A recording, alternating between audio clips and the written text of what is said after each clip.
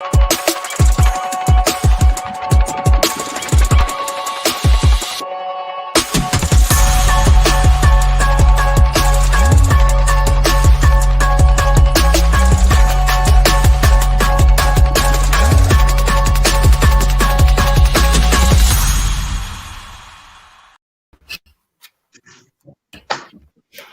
evening, everybody, and welcome to the Caring View Chat Show.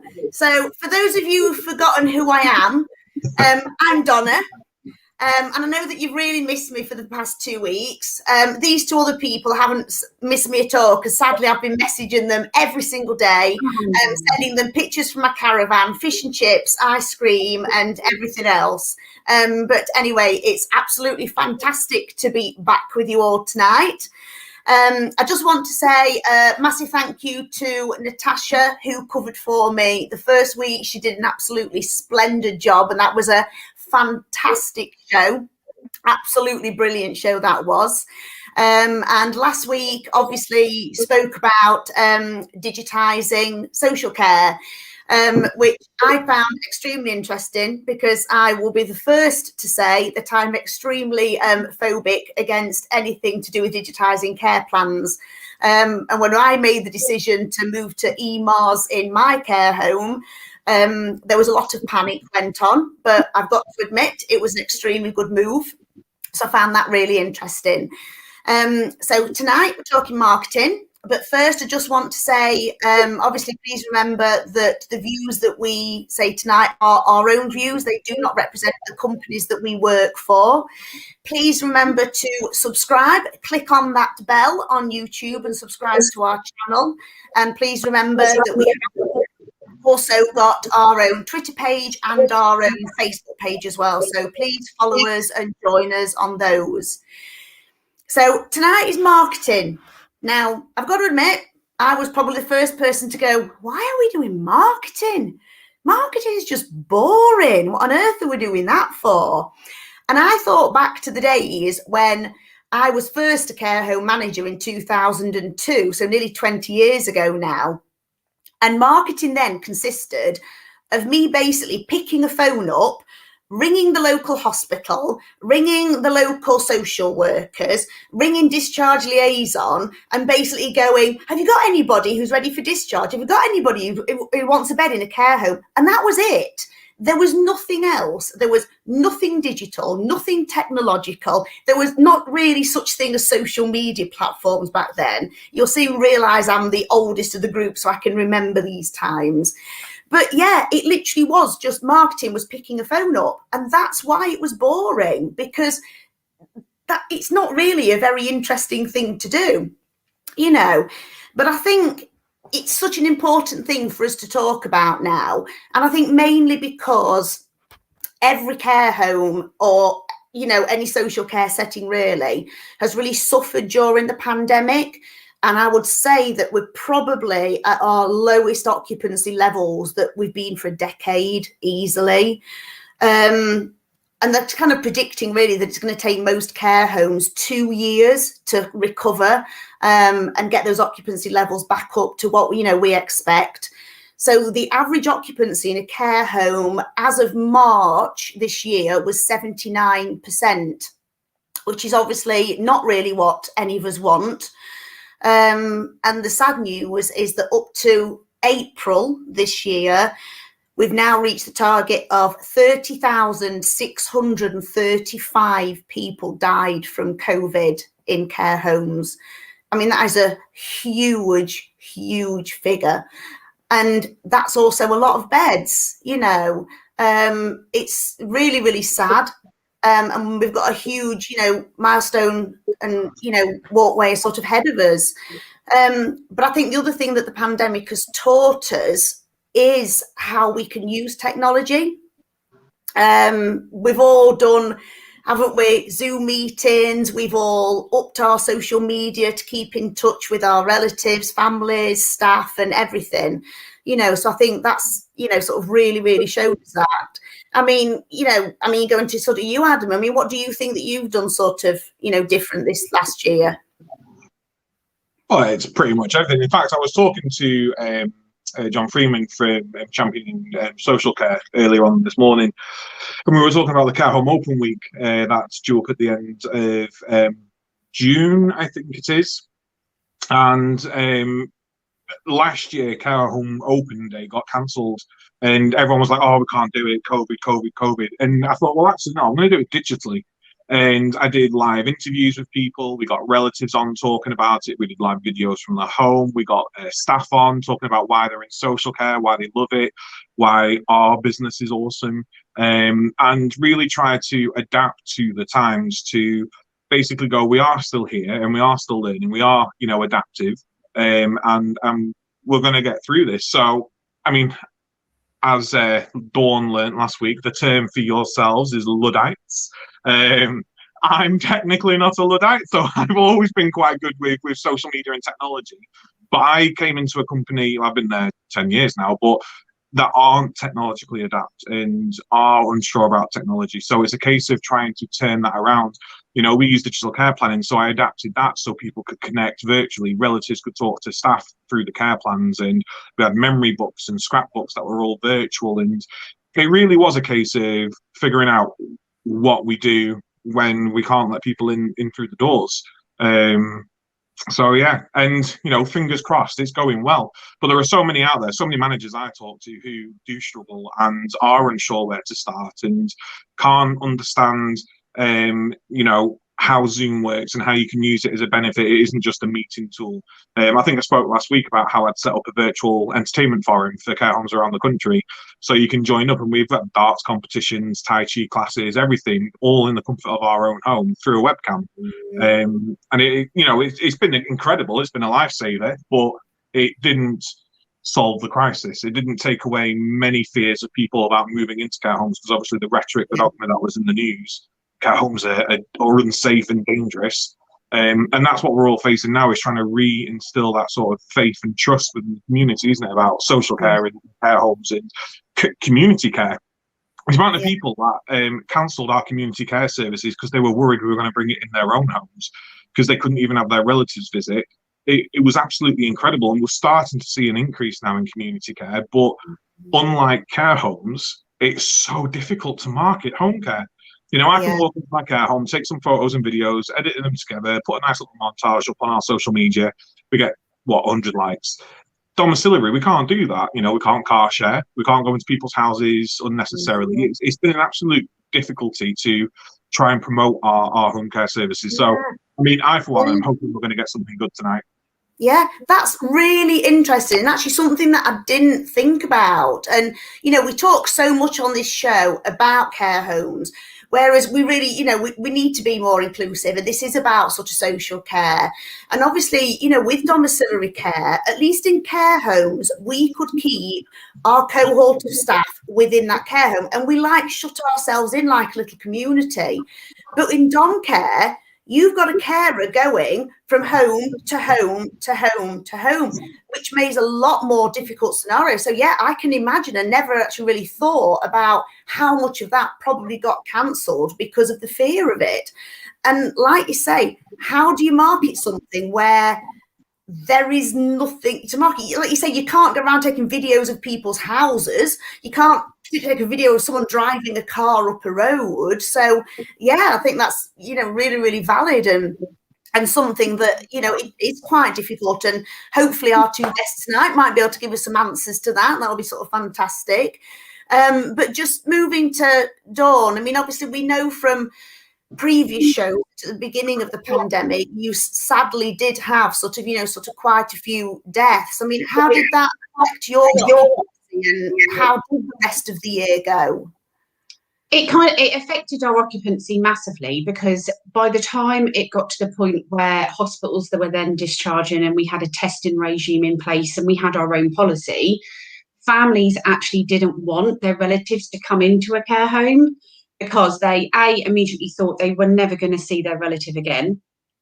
They thought they'd probably catch COVID the minute they came in, or they thought that we were going to shut the doors and they were never going to be able to visit, or they weren't going to get the same kind of care that they received in the hospital environment in the acute settings. So initially it did. but our occupancy raised based on the fact because we're a small county and there was a lot of the over 65s within the acute settings. I think at one point, a social worker told me she had 104 beds available in the whole of Norfolk, yet she had 704 people that required a residential or nursing placement. So that did help, but then our restrictions on top, for example, like we required a negative test. So we didn't want people to come into the service without that negative PCR. So there was a lot of to and fro in relation to care home policy and the hospitals policy. And now I think we're quite lucky because obviously, as everybody's aware, and so have you guys, we've always wanted the meaningful contact and essential family carers, and we've wanted everybody to come in and have families and have visitors. So that word of mouth has kind of got around, but at the same time, there's always that hesitancy because if you get COVID, will I be allowed in? If mum is passing away, will I be allowed in? Will I be able to bring so-and-so with me? Will I be able to bring the dog? Will I be able to come whenever I want? And it's that fear, I think, for relatives now. And more people are wanting to stay at home.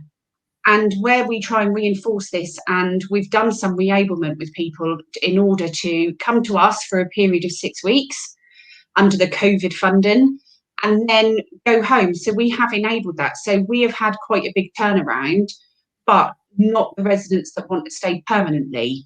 Most people want to go home, and they want to go home to their own environment because they want that freedom.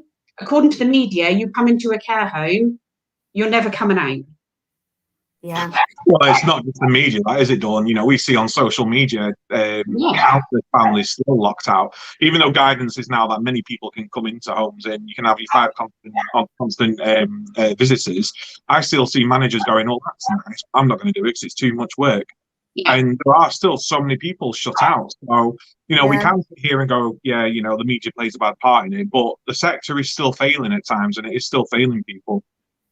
It is, and that's sort of interesting that you've brought that in, because obviously we know that the guidance changed again last week. So we know that the guidance was updated again on the 14th of May. It was actually updated. And obviously now in care homes, you can now have 5 nominated visitors. That is as well as the essential caregiver. And that people can now go out on visits. They can go in back to their families' homes and everything. And these things should be actively encouraged. You know, us as the general public, we now can go into our families' homes. We can now go to the hairdressers, we can now go and sit in a restaurant. I mean, I've got to admit, on my 2 weeks holiday, I mean, bearing in mind I went to North Wales, so there weren't really a great deal of people about, but I did not want to go into a restaurant. I actually don't feel comfortable going into a restaurant at the moment, but the fact is that you can, and it's there. So why shouldn't people in care homes be able to do this? And we are certainly seeing across social media, because, you know, we work with Rights for Residents and John's campaign, and obviously on our own Facebook page as well, which we've got a, you know, huge following now. We've got more and more people joining us each week. It's brilliant. But, you know, we're still seeing so many. I even saw today somebody shaking someone's hand through a window. And I was like, what's this through a window about? That was months and months and months ago. So it really is still sad that we're just seeing so many that are just still, you know, resistive to this.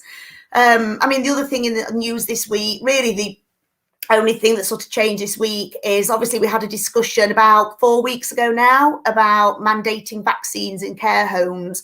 And the consultation period for that was meant to end on the 21st, but it was extended by another 5 days, who knows why, to the 26th, which is tomorrow. So we've got a further delay on finding out what that is. So we're still sort of waiting to be hung, really, to find out what the update on that is. But again, as soon as we know, we will let you know, and we will have a discussion about it. I'm going to be an absolutely massive cynic in it. And I think it's because the majority of people said don't mandate it. And the government have gone, that's not the answer we want. Let's extend it. Yeah, most probably. Yeah, they haven't got the answer they want, so they want more people to try and put the answer in. Let's wait till this Indian variant scares people more. And I hate calling it the Indian variant. It's a variant of COVID, you know. Yeah. I think naming these viruses, and this is going completely off topic, can create racial tensions. And I absolutely hate it when they start naming them from different countries, because then you get people going, oh, well, no wonder, because that's the demographic in that area. And it's like, well, no, they don't just create that virus. They don't create it within themselves. Like care homes, you know, people have this idea, this stigma that care homes just bred the virus within them, and that's where the virus comes from. And it's not the case. So I hate this naming of the variants, but I don't think they're using that variance to help with that. Yeah, I think also quite cynically, my kind of take on it was, are they talking about mandating it? Because then they'll get more people to go think, oh, it's probably going to be mandated, so I'll go and have my vaccine. We'll extend it 5 more days because then more people might have the vaccine. So cynically, I'm kind of thinking, is this a way to get more people in, or from what they think, more people in social care to actually go and get vaccinated, because it's probably going to be mandated anyway. Yeah. Which, by the way, go and get the vaccine. Don't be an idiot. Go and get the vaccine if you work in social care. It is, you know, we've all had it. We've all had it. We don't have like 3 alarms or anything like that. It is safe. You know, we're all COVID free now. It's fantastic. But no one should be forced. You know, use your own initiative, use your own noggin, do some research, talk to your managers, talk to your leaders, talk to anybody you want to talk to, but just make the wise decision. You know, we don't need to be forced. We are grown-ups. We can do this ourselves. So absolutely. Right. So anyway, going back to marketing. So seeing as none of us are the world's experts on it, we thought we would bring 2 in. So we'd now like to bring our 2 guests in for tonight. So we have got Alfie Jones, who is from Kahoot Marketing Limited, and Michael Wood from Innova Care Concept. So welcome tonight, chaps. Hi guys, thanks for having us. Great to have you both on. So coming to you first, Alfie. We'll come to you first because we know that there might be some issues with you, because you're in deepest, darkest Wales like I was for the past 2 weeks. So tell us a little bit about yourself and your company, and what kind of sort of, you know, your views are, and what, you know, I know you've got some background in yourself and in your family in care homes, and what sort of your views are on what the sort of challenges that we've got, and particularly about what we can do in regard to using technology and all these digital platforms to help us. You're muted, Alfie. I better unmute myself to start with. First of all, thanks so much for inviting me on. I'm kind of a little bit humbled. I know you had you know, Vic Rayner on recently, and it's you know, this is a pretty awesome show. So thank you very much for inviting me on. I feel kind of, I've not been on the front lines at all. I've kind of had my head in emails the whole time. So I really feel a lot of awe and sort of inspired by you guys on the front lines. Yeah, loads of, it's really great to listen to your talk, and it's very refreshing actually, the way you're talking about this, and you guys are right at the front, and it's interesting. You just get all the news and all the media and all the hot takes that come out and all the changes. You don't know what to make of it, but it's fascinating to really get it out of the horse's mouth, as it were, and just to really feel that. So I just, want to reflect on that. But anyway, using tech, the first thing is not to be overwhelmed, really. I think my, just to go quickly to your first point, what my background is. I mean, I've got a sales and marketing background. I did used to work in a care home briefly, and my family, my dad and stepmom run a care training company. So I've always been I've always been aware of the social care industry, and kind of more recently started Kahoot Marketing, and kind of by accident about 5-10 years ago, got started to really take it seriously. And then we niched probably a couple of years in the care sector, because we noticed we had quite a lot of care clients. And they tended to be the nicest ones, I have to be honest, because they're in it for the right reasons, their heart's in the right place, and you tend to just, it's been a really, really great move for us. And we've never looked back, really, and we've just been enjoying serving the care, care companies that serve the communities all the time. So in terms of marketing, using tech, don't be overwhelmed. I think I'm really passionate about this.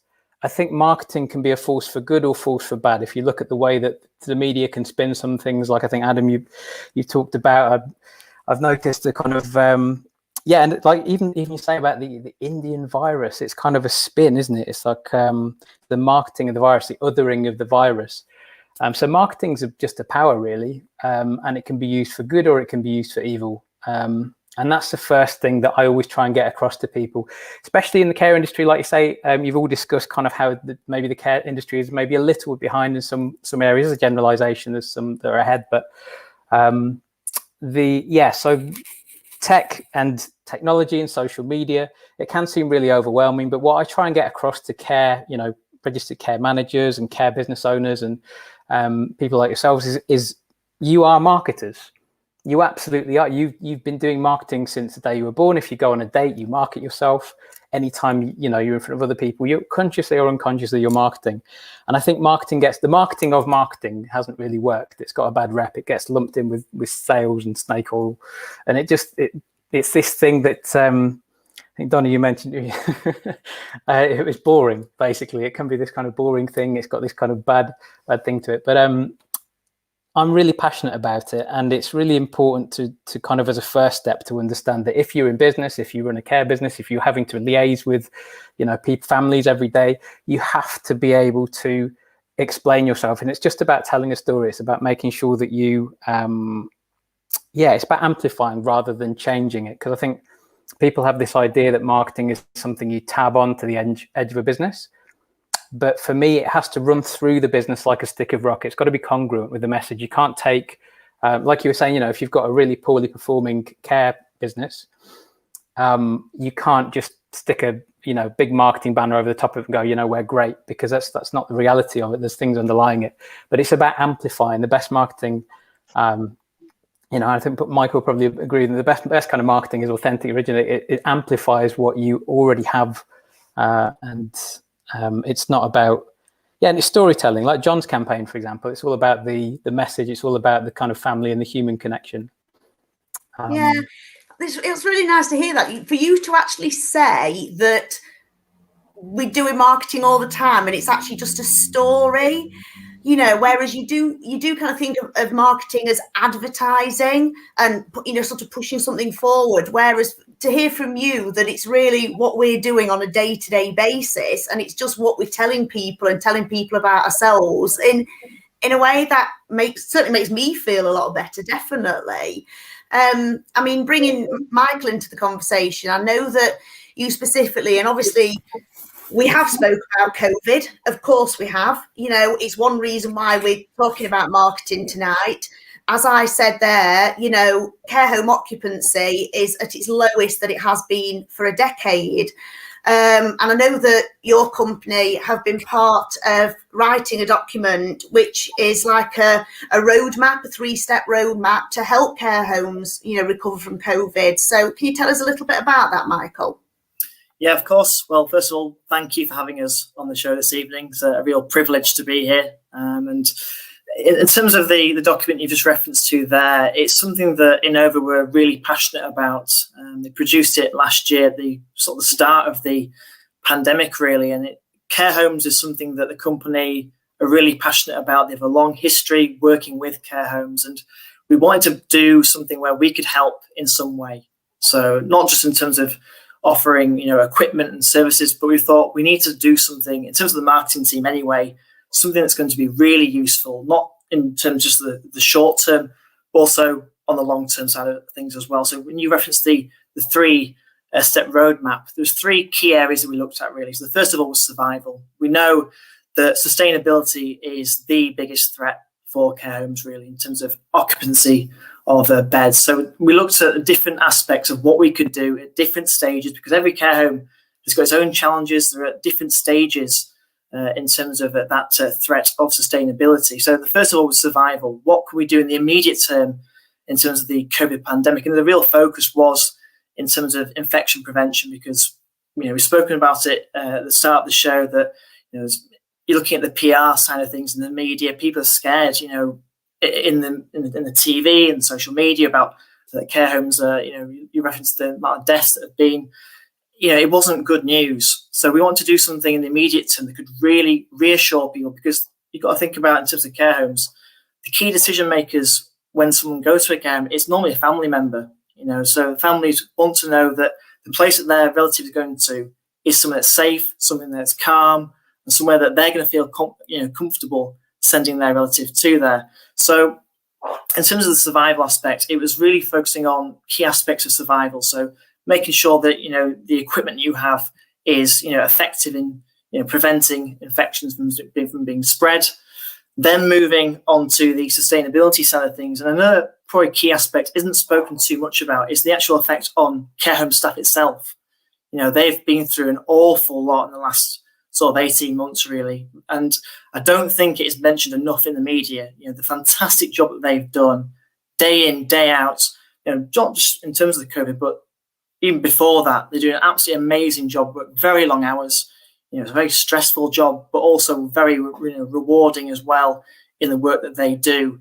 So in that particular aspect, it was giving bits of advice really on what you could do in terms of a marketing point of view, what you can do to also make sure that you keep and retain your care home staff. So it was things like doing weekly quizzes with your staff, just keeping that morale high. So that was another sort of it's nothing major really, but we just thought in terms of advice, speaking to care home managers across the country, they were giving us some really good bits of insight that we could share in this document.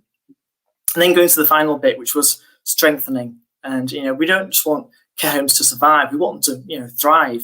So it was looking at different aspects of how they could really not just get through this pandemic, but what they can do to really flourish going forward. And marketing is, I think, one of the biggest thing they can do, because what we've seen, particularly speaking to relatives, speaking about moving to care homes, they have got a number of different concerns. But what they want is to see really good facilities, somewhere they know that when they go to a care home, it's going to have a really homely feel. It's not going to be clinical. It's going to be something that's going to be really safe, real calming. So we're thinking of different aspects really of what we could do. So we brought in our interior design team. So in terms of how you can make your care home look, more like a boutique hotel. We've worked with a number of different clients in the care home industry who, in terms of what they've done in the last sort of year or so, it's been incredible. I mean, you look at some of the rooms that they're now supplying, and you think, wow, you think it's a hotel room, not a care home. So it's those sort of things really, and marketing is going to be really important. And it's really interesting just hearing at the start of the program that it's something that isn't really thought about too much in the care home sector. And I know we're going to be discussing that a lot more throughout the show, but it is going to be really important. I think also marketing, a lot of people think it's just selling, it's just advertising, but it isn't really. It's so much more than that. And I think Alfie put in such a good point, is that the message is the key thing.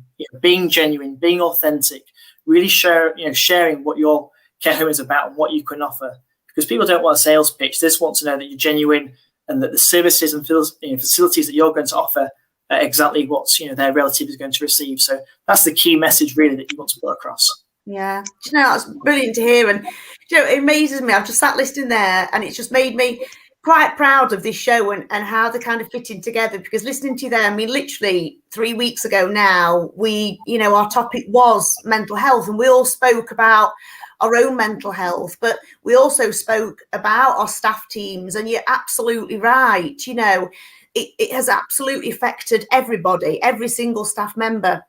It's been so scary. It's been so tough. It's been so hard. And it's never been mentioned about in the media, never at all. And I don't think anybody sort of realizes that. And then talking about sort of valuing carers, I mean, literally in another couple of weeks' time, we're having a show and we're actually going to talk about, how carers are valued and how carers are looked at. So, I just think it's so interesting how we're sort of linking the shows together, really.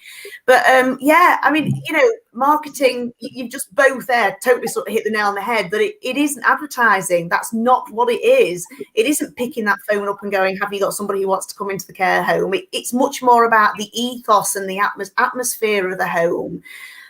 So, I mean, Alfie, you sort of said earlier that obviously your father and your stepmom run a care home, and you used to work in a care home. I mean, what was it then? What was it when you worked in that care home that made you sort of have that sort of passion for them and want to sort of, help care homes in marketing? What do you think it is that we've got? What really is our unique selling point, as you might say? So yeah, just quickly, some of my folks run a care training business. So kind of I know all about that side and the kind of all the kind of dolls and all the kind of all the mandated training that you need to do. But yeah, I guess my passion. I had a very brief stint in care. I struggled. I have a huge, incredible. I've all for anybody that can stick out a career in care. I lasted probably about 9 months. I worked nights in the care home, and I just found it completely overwhelming, physically, mentally, very, very exhausting. So huge respect to anybody that can stick out a career in care, because I didn't in the end. But I took another path, and the reason I love working with care businesses is because they're in it for the right reasons, like I said, but they've got such a great thing to market. There's nothing really that you can add. You're not looking to kind of spin it. You're looking to amplify it. And I've got a few things that I want to kind of share that I think people can take away that are really quick wins. One of them is to really get clear on your message. Now, your message has probably changed. Over the last 2 years, things have changed dramatically in the world, but your message might not have changed. Your USP might have changed. What you do differently or do better than somebody else down the road, running a care home down the road, might have changed. Everything's changed. So it's really important that you get that right and that you review it regularly. What is the core message? And also, who's your customer avatar? Who are you messaging to? Like you said, like Mike said, it's usually the family member. So a lot of the time, when you're thinking about the providing the care, it isn't necessarily the same person you're thinking about when you're talking about marketing, having those initial conversations. So it really is useful to create an avatar. Sometimes, what we do is we create a picture and we spin them a story, and it's very similar to if you know about radio DJs, they have like a one listener that they have in their mind that they speak to, which avoids them just speaking out into air and it not really landing. They know exactly who their client is, so they can make a really good radio show. And it's just the same for people that run care businesses. You have to know who your audience is. You have to know what their objections are. Otherwise, you end up spending a lot of time, going over objections, fears, and like you've all mentioned, I think, is that there is this kind of negative opinion of care homes in particular, and that was even before the pandemic. People used care homes as we'll put you in a home as a threat. So there's always this negative preconception, and then COVID, and then all the media around it, and you've got no help whatsoever with your perceptions from this government at all. You've got nothing to support you.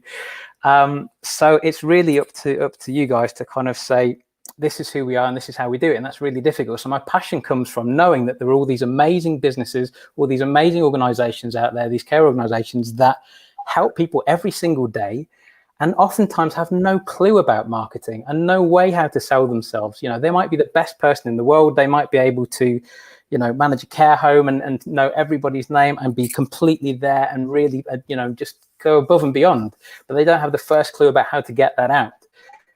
But the good news is it is really easy. There's a science to it. Marketing is really a science. And if you know the message, you know who you're trying to get the message to, it makes everything really, really easy. And before I forget, I do want to kind of mention that there's some great stuff already out there, some free stuff for people. If you've come across someone called Simon Crowther, he's got some videos on YouTube. Watch them in about 15, 20 minutes. Really easy stuff, really great, easy, simple, implementable stuff. A guy called Toby Ali-Usman does a podcast, I think, called Tea with Toby, and that he just really kind of takeaways and simple stuff that you can learn. So there's a lot of stuff out there that you don't have to pay for. So if you have, obviously a lot of people don't have the time to get into that. But if you're cash strapped, if you've got that time, and you're worried about occupancy, or you're worried about if you're growing a dom care business, there is some great stuff out there already, and some really easy things you can do.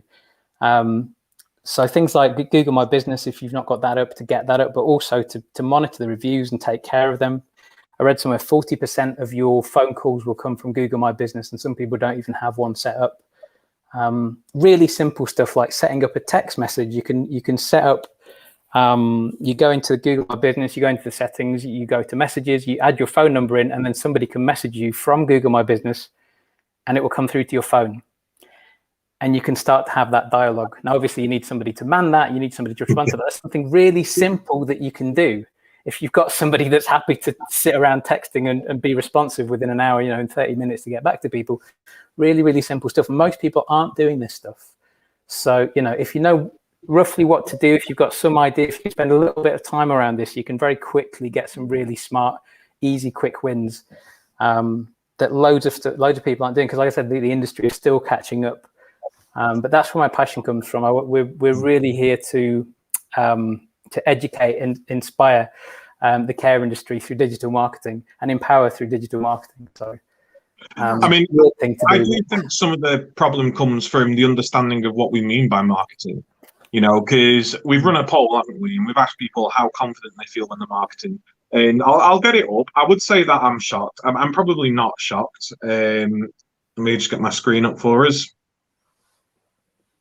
So the majority of people have said that, they're not confident in marketing. And for me, everyone is good at marketing in some aspect. We all interview prospective staff, and we sell our businesses to them, and we hope that they want to come and work for us. And we know how to sell to clients who want to walk through the door. But it's about utilizing utilizing what is different about us. I mean, I remember back in the day, all our adverts used to say we're a residential home, you get all your meals provided, you've got 24-hour care, etc., etc., etc. And now I don't even mention any of that because there's expected. People expect that from a care company. They expect to have good rooms and good food and good care and good atmosphere. It's about what we do different now. And the amount of homes I've spoken to who've gone, oh, this is so low. And it's like, well, do you have visitors? This was before all the rules started changing for the better. No, we don't. Right, well, I'll tell you what, find your loopholes, put some visitors in, and start advertising on social media that if people come into it, they can come and visit their loved ones. It is beneficial. It helps. But the poll, are we shocked? Are we surprised? What can we do to change this perception?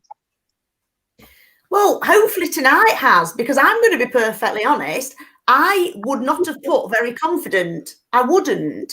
But yet, just listening there, just Alfie and Michael, straight away made me feel better in the sense that actually we are marketing all the time, and it's just talking about ourselves and getting that message across. So hopefully things like this and all the different help that's out there and all the different things that we can do, it'd be really interesting to perhaps run this poll again in another week and see whether people kind of have sort of changed their mind. Because I think the very often thing about a poll, a simple thing like that, is you answer it and the very first thing that comes to your mind. Whereas when you perhaps then sit and talk to people about it, you're like, do you know what? Actually, yeah, I think I kind of sort of do know what I'm on about. I mean, I really would like to go back to Dom Care, because we did have that conversation at the very beginning on the challenges of marketing domiciliary care. And, it is so much easier in a way in care homes. So, I mean, Michael, have you got any tips? Have you worked with any domiciliary care? Can you think of anything that can help that kind of sector? I mean, we mostly work with a lot of OTs. So working with sort of private individuals and sort of families with disabilities, as well as sort of elderly patients as well. And like you say, it is difficult because with a care home, you have that venue, you have that space where you can showcase different aspects of what you can offer. Whereas, when it's just a single person, it's a lot more difficult. But there are ways to do it. And I think, everyone has got, a mobile phone. So short, quick little videos. I mean, you look at the sort of the explosion of different social media channels now, things like TikTok, and there's some amazing quick little videos that people are putting out, but they have such a good, strong message that it sticks in your mind. And it doesn't have to be anything major or expensive to assemble. It's just something that's really genuine and really from the heart as well. And that's the key message. We go back to the starting point, what Alfie mentioned at the start of the program. It's that, that clear message, that key message about what you want to get across. And also think about who is your target audience as well. Who are you really wanting to appeal, with your piece of content? Because content is king for marketing. I think everyone, as we mentioned before, has got a sort of traditional view of marketing as an advert, selling on TV or on the radio or in the newspapers. But actually, with content, it's everywhere. It can be, a social media post, it can be a blog on a website, it can be anything. There's the possibilities are endless. And I think, in that particular aspect, when you're looking at as a kind of a single person delivering care, it's about what you are offering to your patients and to the people that you are delivering that care to. Case studies are a fantastic example of how you can really showcase what you do, and building a rapport with a person and their family, and showing what you can do on a weekly basis. I think you could develop some fantastic content just on your phone and using your own personal social media or a company that you work for. There are very cheap and easy ways of delivering content, but getting that clear and easy message across. Yeah, and I think social media now, Facebook's probably the one that's been around the longest, and most care homes now have got Facebook content. And a couple of our listeners there have made a comment that actually probably the best people to market are people who have got genuine experience in care and either work in care or have had people in care. And we've got some fantastic staff within the home, and sometimes we leave the marketing to us as the managers or our administrator or somebody in sort of the management team, or, to be perfectly honest, in the bigger companies, marketing is very often done completely outside of the actual sort of care home. Whereas really some of those who are actually working on the shop floor, who are there all the time, are probably some of the people that are best to market for us. And sort of social media is really a platform for that, just to put little stories or to highlight a certain staff member, and for them to give a story on why they're in care, and why yes, it is really, really hard work. We know that is, but yeah, what Alfie said, you stuck it for 9 months, some people just can't. Some people just cannot do the job at all. But it is such a rewarding job, and perhaps to utilise our staff to be able to get that point across. Some of it thinking outside the box as well, isn't it? It's a win-win, really. If you empower your staff to go, actually, you're the people who run the business at the end of the day. You're the ones who come in, day out. You are the ones that provide this outstanding care and this compassion, and you're the ones making friends with the people we're supporting. So we want you to talk to the public. We want, you to show how skilled you are in creating such a wonderful environment. So if we empower our staff to be involved and to take part in that, then it goes through to recognition. We're valuing them, we're encouraging them, and we're making them feel like they are part of the service, because they are.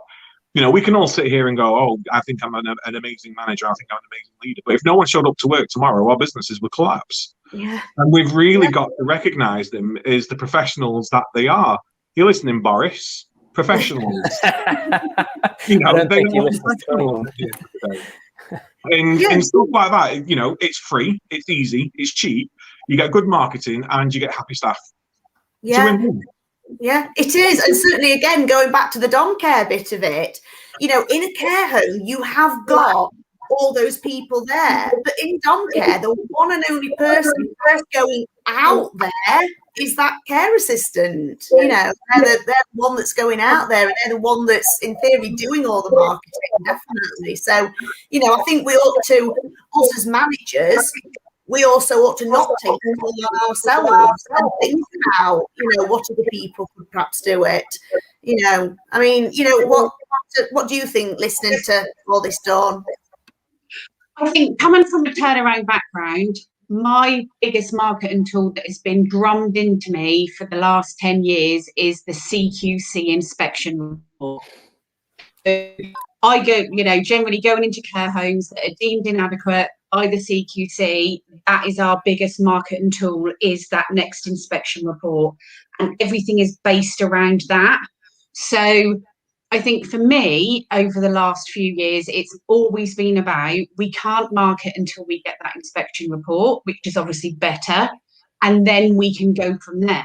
So usually inadequate care homes come with embargoes, and they come with a nice newspaper articles saying how terrible it is, and the staff leave, and there's this massive change within the home, yet nobody gets to see that because the negative media has already been there. You may have a good CQC report at the end of that CQC inspection, but it's about reputation. So everything is pinpointed to the day of inspection, the day of publication. So I've always found marketing really difficult because I've then had to jump through hoops in order to build a reputation based upon what was there before me. I mean, just to jump in quickly, and I'm sure Michael probably got a bit more on this, and it's about utilising and being honest and being open and that duty of candour. For me, I can't understand why, and this is not a dig at you, Dawn, because I know you're an absolutely outstanding turnaround manager, but places that do have poor CQC reports, heaven forbid if I ever got one, the first thing I would do would be putting that on my social media going, this is our report, this is where we failed, this is where we're going to improve. We own that we've made mistakes, and this is how we're going to get better. Trust us, because this is our plan. But if you keep your mouth quiet and don't say anything, people will just think, oh, well, they're not going to try and improve. They're not going to try and get better. You know, own your mistakes. As a sector, you know, talking generally now, we need to own our mistakes, because there's no point us sitting here and going, oh, social care is fantastic, everyone should trust us because we're brilliant, because some of us aren't. And we've got to own that. You know, we've got to acknowledge that. So, and it upsets me to hear that, Dawn, that turnarounds don't utilise that negative to turn it into a positive. But Michael, Alfie, how do we get past this negative media? You know, you go to a restaurant, you have a bad meal, you tell people you've got a good meal, no one goes there. You know, you tell them you've got a good meal, they may consider it. So what do we do? What do we do? It's exactly as you say, Adam. It's about being, you know, it's this radical candor in marketing that can work really, really well. It's about saying, you know, we messed up here, and this is what we're doing about it, and we take it very seriously. It's an opportunity. It's like when you get a 1-star Google review and someone's really upset with you and they won't take it down. You just have to say, look, we're really sorry that you know, we you know, if it's true, if they're saying something that, you know, where they've identified a problem, you know, you just hold your hands up and say, look, it's an opportunity to show the world what your standards are. You've gone from nobody knows who you are to maybe scanning through Google reviews and you see a 1-star review. Most people don't reply to them. This is a challenge, and this is exactly the problem. If you don't reply to it, you try and hide it. You think maybe no one's going to see it. People will find out at some point.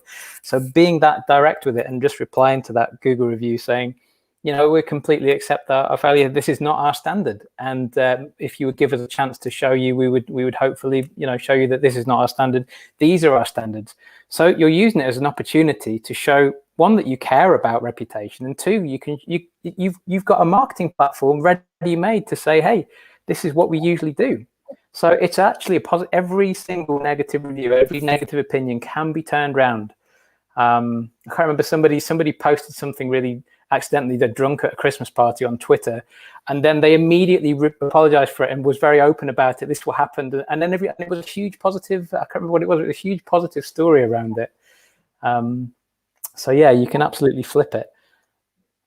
Yeah, I think Alfie's completely right in that regard. I think transparency is absolutely key, because if you do not, you know, own your mistakes, you know, people will think you've got something to hide, and that is the worst thing you can do from a marketing point of view. You know, so being open, being transparent, but also, like Alfie said, use it as an opportunity, use it as a springboard where you can show that these are the areas where we've not been up to scratch, but this is what we're doing step by step of how to improve it. And, you know, we're going back to content and marketing. You can use that to create content. So if, for example, if your equipment isn't quite up to standard, then you can show what you've installed to change it, and then take photos, put it on your website. You know, you're owning those mistakes, and then you're showing how you're, you know, making those amendments. So being open, being clear, being honest, that is the strongest marketing message you can put across. But hiding it, you know, you cannot do that, because you lose the trust then. And also, you've got to think about, it's not just about some bad reviews on a website. You know, people speak to each other, you know, families speak to each other, and they are sometimes the strongest, well, they are the strongest recommendations. You know, if you've got a family who have someone in a care home and they go, it's an absolutely fantastic care home, they can't do enough, you know, for my family member, then it's going to stay in their mind and think, okay, well, if, you know, while my family member is in a situation where they need to be in a care home, why don't we take a look at this place because they've been recommended by my best friend? So you've got to think about that message, you know, not just on social media, but everywhere. You know, people speak to each other, that communication. So being clear, being honest is absolutely vital. Yeah, and yeah, I've always said that. I think word of mouth is a massive thing. It really is. And you spoke about there being about open and honest. What I always say is we are human beings working with human beings that are vulnerable, and we are working with a huge load of human beings as staff. As human beings, we make mistakes. That's what we do. As we're growing up as children, we learn how to do things properly by making mistakes. That's why we all had to sit on the naughty step and we all cried when we were little, because we learned what was right by making a mistake. And I always like to think about it. I hate the word complaint.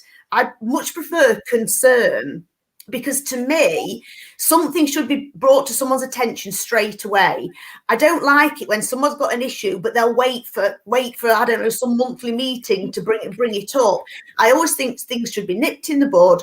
Things should be sorted straight away.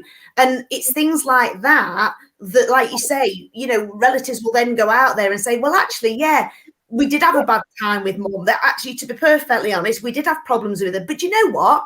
They listened and they resolved it. And we like that, because we now trust them. And we now trust them that if something else does go wrong, it will get sorted. So, yeah, I think that, that's really quite a sort of big thing about being open and transparent. And it shouldn't matter. We know that there's lots of care homes. We know that there's inadequate. We know that, it requires improvement, and there's good, and there's a very small amount of outstanding. But it doesn't mean that outstanding home is always at 100% occupancy. And we know that 80% of care homes are good, but yet that good can range from good 1 to good 10. So, I don't think it's sort of all on rating. It's everything. It's just together. Yeah, just touching on that complaint thing, just while it's in my head, because this was something we changed, I'm going to say about 4 years ago now, and the response was amazing. And we actually got rid of our complaints procedure and turned it into compliments and complaints. We put compliments first because, everyone's always invited to make complaints, but no one's invited to make compliments. So we want both. We always want both.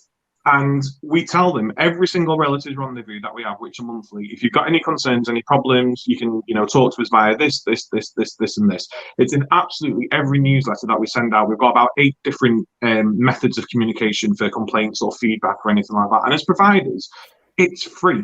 Usher in a feedback positive culture, encourage people to talk to you, let them know you're listening, and don't just sit there and go, oh yes, I take it on board. Show them you're listening, understand, feedback to them. Because like you say, Donna, I would much rather a relative go, oh, I had a really bad experience, but you know what? I went to them straight away. They sorted it out. It was fantastic. They listen and they learn. No one is perfect, but as providers, we've got to invite that feedback. We can't just sit there and go, oh, no one's telling us anything. We don't know if there's a problem. Ask them. Tell people, empower them to come and talk to you. Yes, you're probably inviting for your first couple of months while you're practicing it, a raft of complaints. But then after that, people will, because they've built up. But once you're there on a daily basis going, is everything okay? This is our feedback and complaints policy, or compliments and complaints. I've got it on my digital care planning. They've got a button where they can click it and give us straight away feedback, compliment or complaint. I never get any. I mean, we get the odd niggle and worry, but we get mainly compliments, because they know they're able to do that. And 9 times out of 10, people now phone and go, oh, can I just talk about this? Because I want to get nips in the bud. Yeah, sure, fine, let's get it sorted out. We've got the power to do that. I just want to make a really important point. One of the words you use there, culture, is inextricable from marketing. You can't have one without the other. And it's interesting, because there's social media. We talk about social media, things are difficult. I actually don't agree. It's harder to market dom care, because you can actually still get that culture. You can actually create that in a few different ways. But yeah, if you create a culture, social media can use to associate your culture, but also you've got the culture. You can create a culture of marketing within your business, which might sound a bit weird.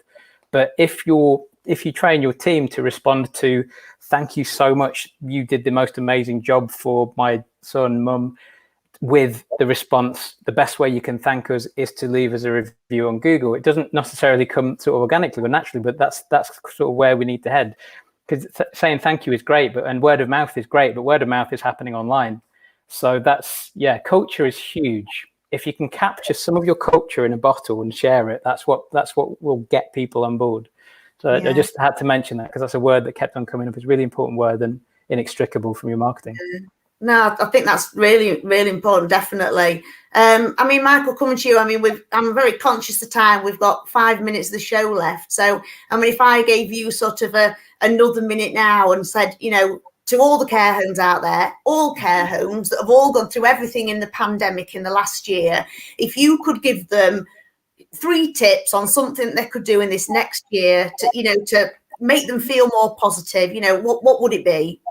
I think the first one would be research. There's so many opportunities online to actually learn about marketing, you know, top tips and just little things you can do to really, you know, put yourselves out there, really showcase what you can do. And we offer a number of different like blogs, just give you little sort of interior design tips, or in terms of, you know, marketing tips, just different, you know, little bits of advice really of what you can do. So go out there and search online, because there's so many different blogs out there that you can get that bit of advice. Social media would be the second one. I think, like I said, everyone's got a phone. It's not difficult, but just make sure that when you put your message out there, it doesn't have to be anything fancy, but just be, you know, from the heart, be genuine, be honest. And the third one, I think it relates very heavily to what we've been speaking about. You know, we've been talking about complaints and things like that. Own it, you know, be honest, but also use it as a springboard as well, you know, because I think the key thing is that, you know, families are going to be the key decision makers in, you know, making a decision whether their relative goes on a care home or not. So they're the people that you really need to be speaking to and really appealing to. So including them in the conversation is going to be absolutely key. And what Adam touched on there in terms of, you know, including them in the conversation, it, you know, it builds that trust, and it makes them feel that they can feel comfortable that the place that their relative is going to, it is somewhere that they're going to be really cared for, and they're going to be constantly in contact with how they're getting on. Yeah. I mean, honestly, thank you so much to both of you. It's just been, I think, like we say this almost at the end of every show, we could go on for another hour, but I really would encourage anybody who's watching now, or anybody who's going to be watching this in the next week or whenever, please get in touch with these two guys. They've obviously got lots of experience. They obviously know what they're talking about. You know, everybody's got different worries about marketing, different areas.